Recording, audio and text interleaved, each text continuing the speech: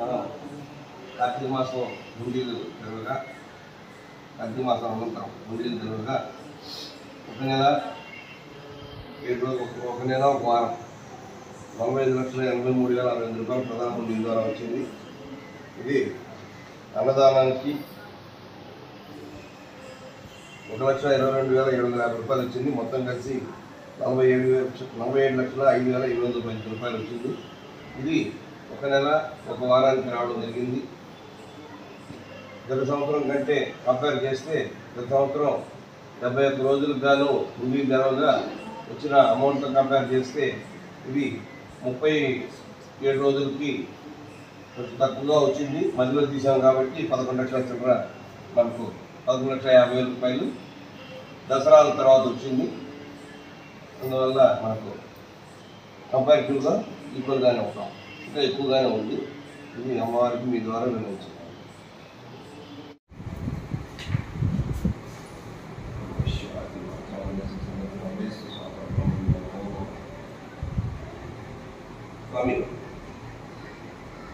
ఈ సంవత్సరం కార్తీక మాసం ప్రధాన హుండీల ద్వారా ఒక నెల ఒక వారం అనగా 37 రోజులకు గాను 45,83,060 రూపాయలు వచ్చింది ప్రధాన హుండీల ద్వారా. ఇది అన్నదాన హుండీల ద్వారా 1,22,750 రూపాయలు వచ్చింది. మొత్తం కలిసి 47,05,810 రూపాయలు వచ్చింది. ఇది ఆదాయం 37 రోజులుగా వచ్చింది. ఇది గతంలో కంటే కొంచెం తగ్గింది. అంటే గతంలో 71 రోజుకి తీశారు, 50 లక్షలు వచ్చింది.